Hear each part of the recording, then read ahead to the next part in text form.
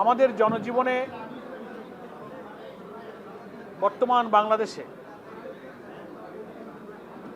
নতুন গঠিত সরকার এবং সংসদের পর এই কয়েক মাসে অসংখ্য জনদুর্ভোগ চলছে।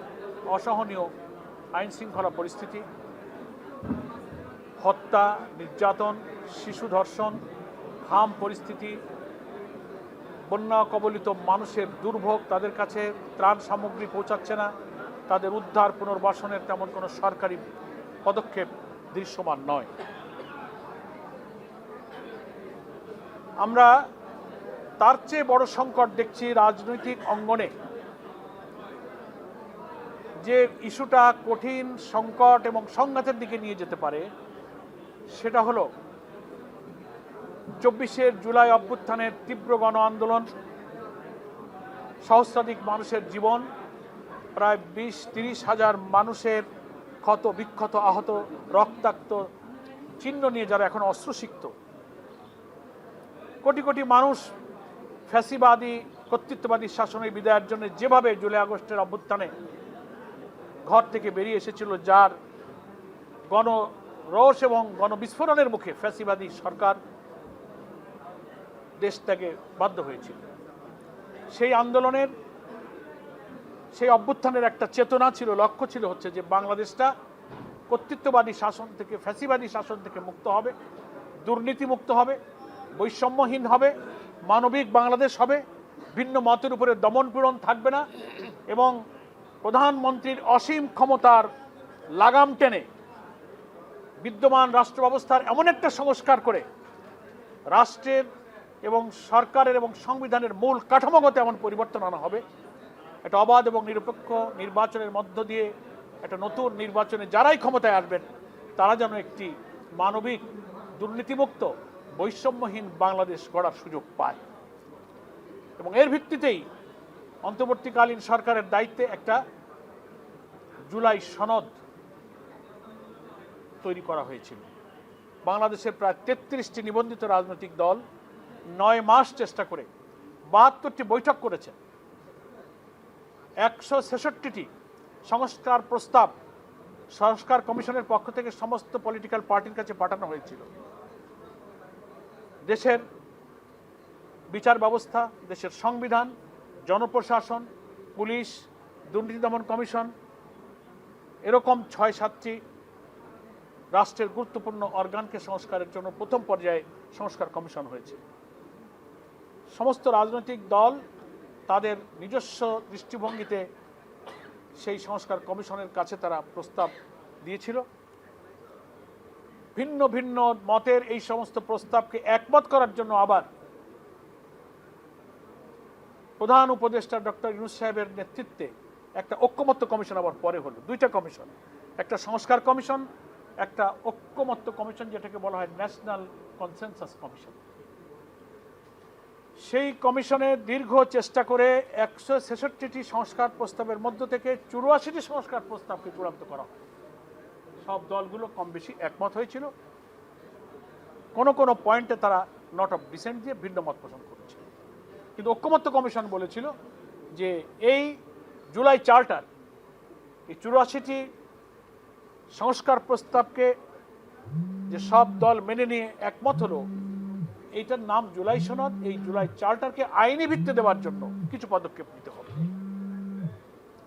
সেটার জন্য 2025 সালের 17ই অক্টোবর জাতীয় সংসদের দক্ষিণ প্লাজায় জুলাই সনদে ঐক্যমত্য কমিশনে যারা দীর্ঘদিন প্রচেষ্টা চালিয়েছিল, ফ্যাসিবাদ বিরোধী আন্দোলনের ময়দানে যারা ছিল, দক্ষিণ প্লাজায় এই জুলাই সনদ স্বাক্ষর অনুষ্ঠানে তারা সবাই উপস্থিত ছিল। সেখানে জামাত ইসলামী সহ আজকে যারা আমরা 11 দল যারা আজকে ক্ষমতায় আছে, বিএনপি সহ সব দল তারা সেখানে উপস্থিত থেকে এই জুলাই সনদের 84টি ঐক্যমতের বিষয় তারা মেনে নেবে বলে স্বাক্ষর করেছে। That is called July charter, এটার নাম হচ্ছে জুলাই সনদ। এখন এই যে 84টি বিষয়কে কি করে আইনি ভিত্তি দেওয়া যাবে, এই প্রশ্ন যখন আসলো, তখন আবার দেশের লিগাল এক্সপার্ট, সংবিধান বিশেষজ্ঞ, আইনজ্ঞ নিয়ে ব্যাপক আলোচনা করে প্রত্যেকটি দলের সাথে কখনো কালেকটিভলি কখনো ইন্ডিভিজুয়ালি দফায় দফায় বসা হয়েছে। সেখানে আলোচনা করা হলো যে রাষ্ট্রপতির পক্ষ থেকে একটি আদেশ জারি হতে হবে, প্রেসিডেন্সিয়াল একটা অর্ডার হবে, জুলাই সনদ বাস্তবায়ন আদেশ। 13ই নভেম্বর 2025 রাষ্ট্রপতি সেই আদেশ জারি করলেন। এটাই হলো জুলাই সনদকে আইনি ভিত্তি দেবার প্রথম আইনি পদক্ষেপ। এরপরে 2025 সালের 25শে নভেম্বর গণভোটের জন্য আরেকটা অর্ডিন্যান্স জারি হলো। একটা হলো রাষ্ট্রপতির আদেশ 13 নভেম্বর 2025, আর একটা হচ্ছে 25শে নভেম্বর একটা অর্ডিন্যান্স, সেটা গণভোট কীভাবে হবে তার জন্য। এই রাষ্ট্রপতির আদেশে পরিষ্কার বলা হলো যে জুলাই সনদে গৃহীত ঐক্যমত্য হয় এই বিষয়গুলোকে সংবিধানের তফসিলে আইন হিসেবে অন্তর্ভুক্ত করার প্রয়োজনে একই দিনে জাতীয় ভোট এবং গণভোট হবে।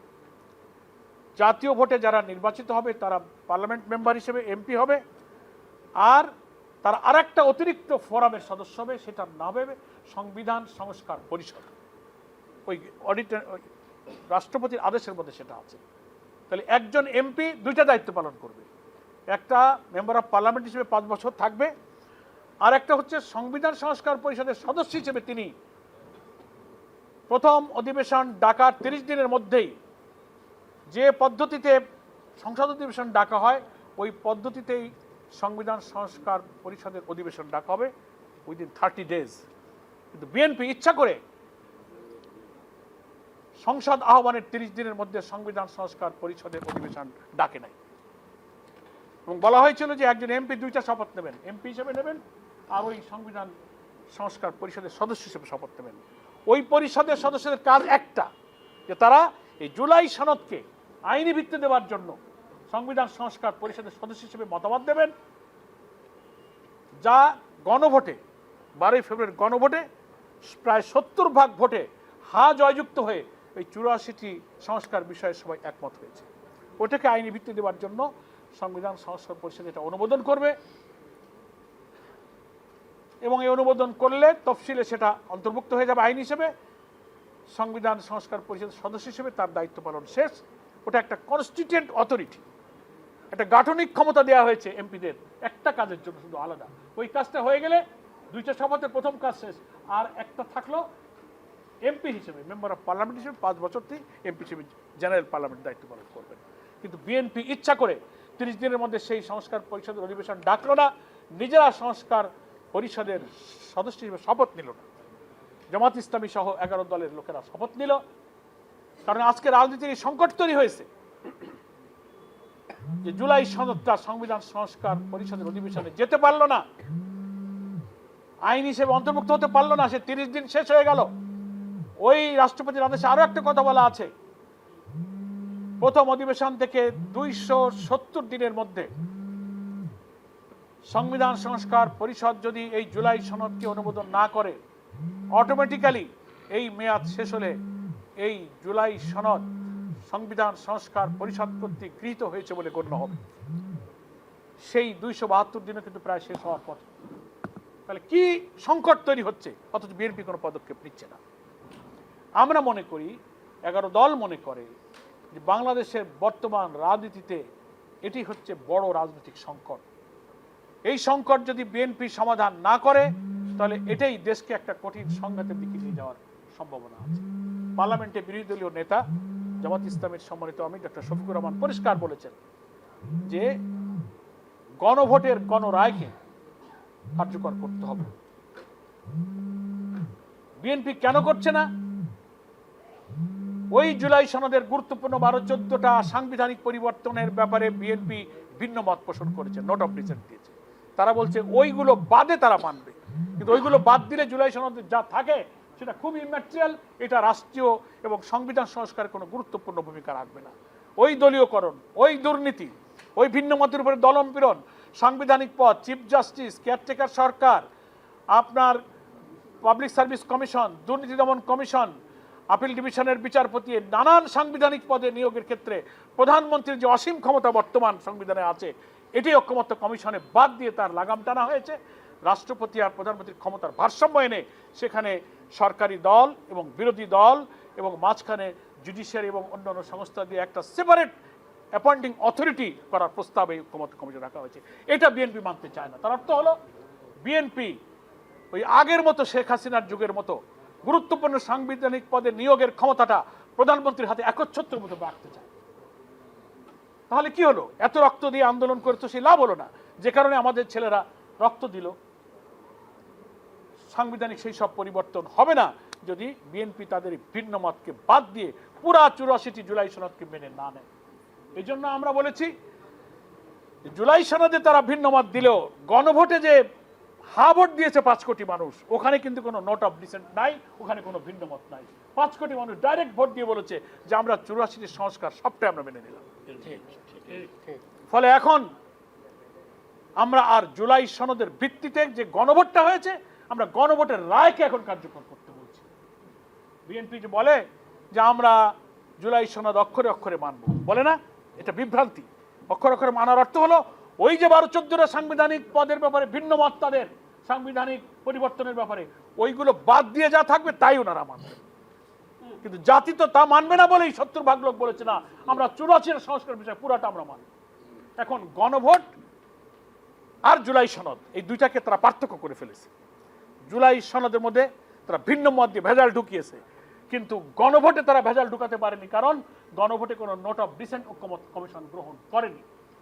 ডাইরেক্ট তারা ভোট দিয়ে এই 84টি ঐক্যমতের বিষয়কে তারা মেনে নিয়েছে। এখন উচিত ছিল প্রথম অধিবেশনে এটা করা, তারা করেনি। এখন দ্বিতীয় অধিবেশনের শেষের দিকে এসে ওনারা প্রস্তাব দিয়েছেন যে আমরা সংস্কার নয়, আমরা সংবিধানের কিছু কিছু সংশোধন করব। আমাদের বিরোধী দলীয় নেতা ডক্টর শফিকুর রহমান 11 দলের পক্ষ থেকে পরিষ্কার বলেছেন, না, আমরা তো সংশোধন চাইনি, আমরা সংস্কার চেয়েছি। কারণ সংবিধান সংশোধন আর সংবিধান সংস্কার এর মধ্যে কিন্তু পার্থক্য আছে। ওখানে যেমন গণভোট আর জুলাই সনদে ভেজাল বাঁধাইছে, এখানে সংস্কার আর সংশোধন এই দুটো শব্দের মধ্যে আর একটা ভেজাল তৈরি হয়েছে। সংশোধন মানে হচ্ছে কোন শব্দ বাক্য ছোটখাটো লেখার ভাষা বাক্যের পরিবর্তন, অ্যামেন্ডমেন্ট করা।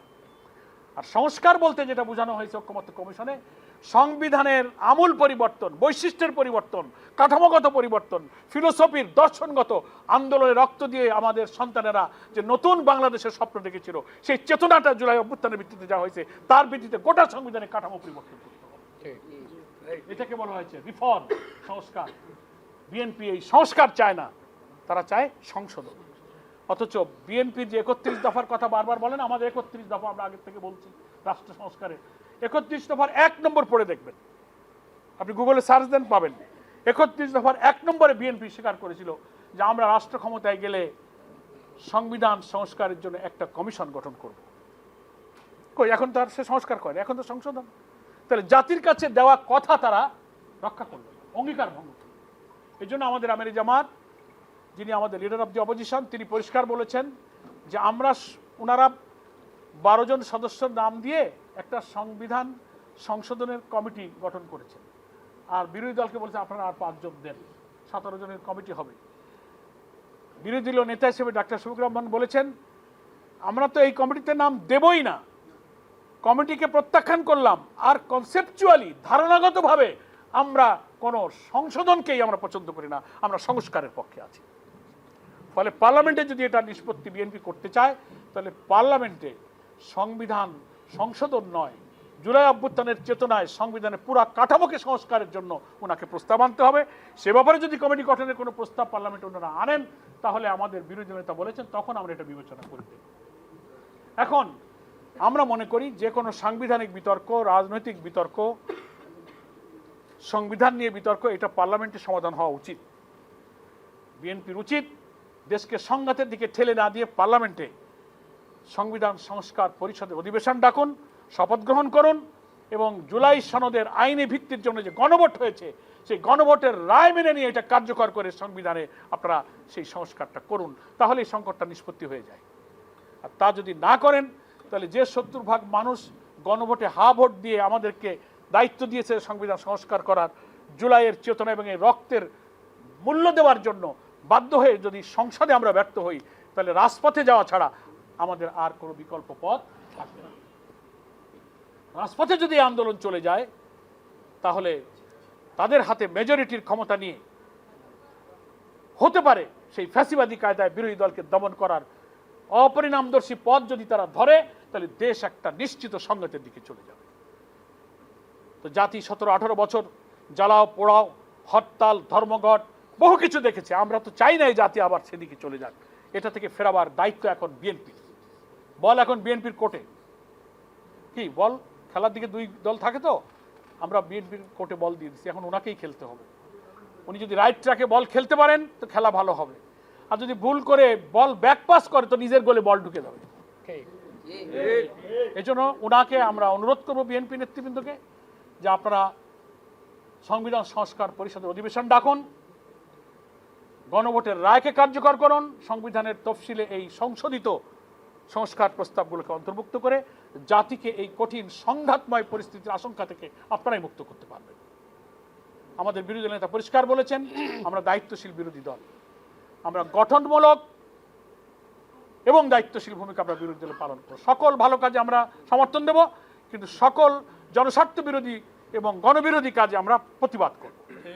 আমাদের বিরোধী দল কিন্তু সেই ভূমিকাই পালন করে যাচ্ছেন। আমাদের এমপিগণ, আমাদের বিরোধী দলীয় নেতা সেই ভূমিকা পালন করে যাচ্ছেন। প্রিয় সাংবাদিক বন্ধুগণ, দেশবাসীকে আমরা জানাবো, আপনারা গণমাধ্যম, রাজনীতি, দেশের জনগণ এবং গণতান্ত্রিক উত্তরণে গণমাধ্যমের একটা বিরাট ভূমিকা থাকে।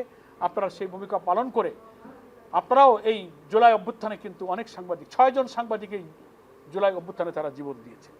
গণমাধ্যমে, প্রিন্ট, ইলেকট্রনিক মিডিয়াতে আপনারা অসাধারণ ভূমিকা পালন করেছেন। আমরা আপনাদের প্রতি কৃতজ্ঞ। আপনারা আপনাদের মিডিয়ার মাধ্যমে ভূমিকা রাখুন এবং জুলাই সনদের ভিত্তিতে যে গণভোট হয়েছে সেই গণভোটের গণরায় যেন সরকার মেনে নিতে পারে, সংবিধান সংস্কার পরিষদ অধিবেশন ডাকতে পারেন, সেই পরিবেশে আপনারা এই দেশের নাগরিক হিসেবে আপনারা সেই ভূমিকা পালন করবেন। আমাদের নেতা বাংলাদেশ জামাত ইসলামের আমির এবং সংসদের বিরোধী নেতাও কিন্তু এ ব্যাপারে তার মন্তব্য, বক্তব্য সংসদেও বলেছেন, সংসদের বাইরেও নানান সমাবেশে কিন্তু এই প্রতিক্রিয়া আমরা বলেছি। এটা আইনি ব্যাপার, সরকারের ব্যাপার। সরকারই তার দলীয় কার্যক্রম নিষিদ্ধ রেখেছে, সরকারি সিদ্ধান্ত নেবে। জনগণের পারসেপশনটা কি? তারা জুলাই আগস্টের এই গণ অভ্যুত্থানের সময় যে নিষ্ঠুরতা, যে বর্বরতা, যে হত্যাকাণ্ড, মৃতদেহকে আগুনে পুড়িয়ে ছাই করে দিয়েছে, হেলিকপ্টার দিয়ে দেশের মানুষকে হত্যা করেছে। দুনিয়ার কোনো গণ অভ্যুত্থান প্রতিরোধের সময় কোনো নিষ্ঠুর ফ্যাসিস্ট সরকার এই নিষ্ঠুর পথ গ্রহণ করে না। সেই ক্ষতচিহ্ন এখনো শুকায়নি। ফলে দেশের কোটি কোটি মানুষের প্রতি তাদের যে নিষ্ঠুরতা, বর্বরতা, মানবতা বিরোধী যে অপরাধ তারা করেছে তার বিচার হতে হবে, শাস্তি হতে হবে। জনগণের এটি হচ্ছে পারসেপশন।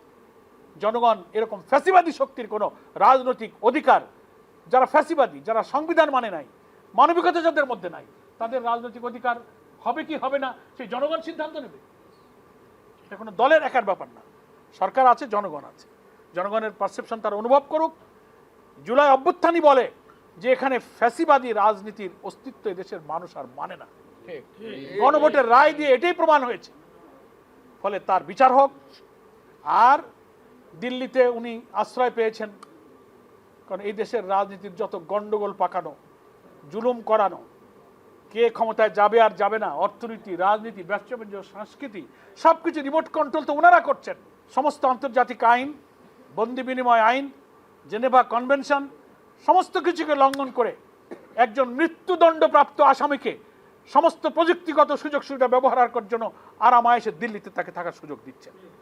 আমি মনে করি আমরা সব প্রতিবেশীর সাথে যেমন বন্ধুত্বপূর্ণ সম্পর্ক চাই, দেশের স্বার্থে ন্যায্য সম্পর্ক চাই, কিন্তু একের পর এক একটা দেশের রাজনীতি, সরকার এবং জাতীয় স্বার্থের বিরুদ্ধে কেউ পদক্ষেপ নিলে দেশের জনগণ তো সেটা পছন্দ করবে না। তো সেই জন্য সরকার আছে, ট্রাইব্যুনালে বিচার হচ্ছে, আইন আছে, সরকার আছে, তারাই সিদ্ধান্ত নেবে। জনগণের কাছেই আমরা এই সিদ্ধান্তের ভার ছেড়ে দিয়েছি।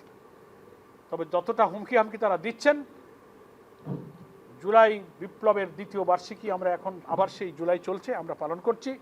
আমরা টের পাচ্ছি এখনো জনগণ কিন্তু সেই প্রাণবন্ত, সেই লাল জুলাইয়ের চেতনা এখনো ধারণ করে। এইসব ফ্যাসিবাদী শক্তিকে এই দেশের জনগণ কখনো বরদাস্ত করে। আর যদি এর উপরে আবার কোনো জুলুম চালাইতে হয় তো র্যাব, পুলিশ, সেনাবাহিনী, আধিপত্যবাদী শক্তির সমস্ত রক্তচক্ষু উপেক্ষা করে এই জনগণই কিন্তু ফ্যাসিবাদের এই রানীকে কিন্তু দেশ ছাড়তে বাধ্য করেছে। আপনাদের সকলকে ধন্যবাদ। আসসালামু আলাইকুম ওয়া রাহমাতুল্লাহি ওয়া বারাকাতুহু।